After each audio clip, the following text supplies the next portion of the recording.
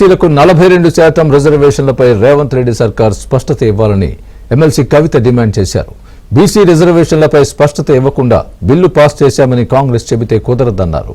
బీసీలకు మొత్తంగా 42% రిజర్వేషన్లు సాధించాకే స్థానిక ఎన్నికలు నిర్వహించాలని కవిత తేల్చి చెప్పారు.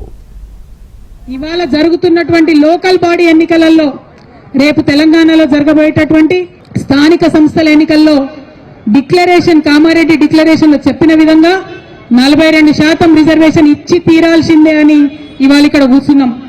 42% రిజర్వేషన్ కోసం 72 గంటల నిరంతర నిరాహార దీక్ష కోసం ఇవాళ ఇక్కడ కూర్చున్నాం. ఇది రాజకీయ పోరాటం కాదు, ఇది ఆత్మగౌరవ పోరాటం. బీసీల ఆత్మగౌరవం కోసం జరుగుతున్నటువంటి పోరాటం, గాంధీ గారు చూపించినటువంటి మార్గంలో మనం చేస్తున్నటువంటి పోరాటం. ఇవాళ కాంగ్రెస్ పార్టీ మీరు స్పష్టత ఇవ్వండి. మీరు ఇవాళ ప్రెస్ మీట్ పెట్టండి.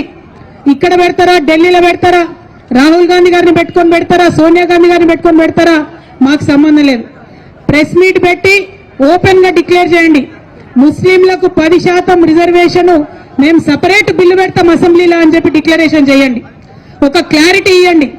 దాంతో ఏమైతుంది, ఇప్పుడున్న 42%లో ముస్లిం మైనారిటీల రిజర్వేషన్ దీంట్లో ఇంక్లూడెడ్ కాదు. ముస్లింస్ కి సపరేట్ గా 10% రిజర్వేషన్ పెట్టాలని చెప్పి మేము డిమాండ్ చేస్తా ఉన్నాం. ఇక అప్పుడు బీజేపీ మీద ఉంటది బాధ్యత. ఈ 42%లో ముస్లింస్ లేరనే విషయాన్ని కాంగ్రెస్ పార్టీ క్లారిటీ ఇవ్వాలి. ఒకవేళ ముస్లిం సోదరులకు ఉంటే ఆ విషయం కూడా క్లారిటీ ఇవ్వాలి. కానీ మీరు ఏ విషయం చెప్పకుండా మేము బిల్లు పాస్ చేసినాం, బీజేపీ వాళ్ళు సంతకాలు పెడతలేరని మోసం చేయొద్దని చెప్పి మాత్రం కాంగ్రెస్ పార్టీని మేము డిమాండ్ చేస్తా ఉన్నాం. ఇవ్వాలంటే మనం 10 నుంచి 4 వరకే ఉండాలంట. నేను డిమాండ్ చేస్తా ఉన్నా, ఆనాడు ఉమ్మడి ఆంధ్రప్రదేశ్ లోనే 48 గంటలు నిరంతర నిరాహార దీక్ష అంబేద్కర్ విగ్రహాన్ని అసెంబ్లీలో పెట్టడం కోసం చేసినాం. మీరు ఆంధ్రోల కన్నా పాపం అయిపోయిందా, ఆంధ్ర సర్కార్ కన్నా పాపం అయిపోయిందా? మీరు ఆనాడు ఉమ్మడి ఆంధ్రప్రదేశ్ లో సమైక్యాంధ్ర పాలకులు కూడా పర్మిషన్ ఇచ్చిండ్రు.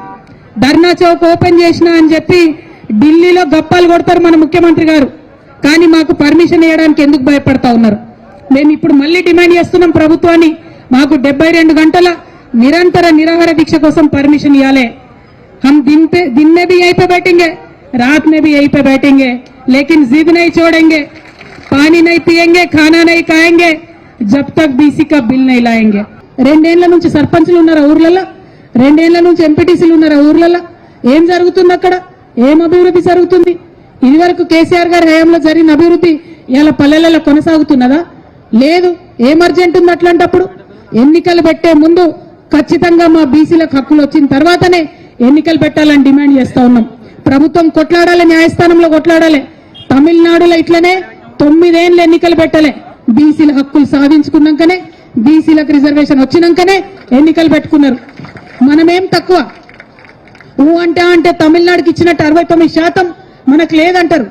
ఎందుకు లేదంటే అక్కడ వాళ్ళు ఉడుం పట్టు పట్టిండ్రు, మాకు అవసరం లేదు ఎన్నికలు 9 ఏళ్ళు అని చెప్పిండ్రు.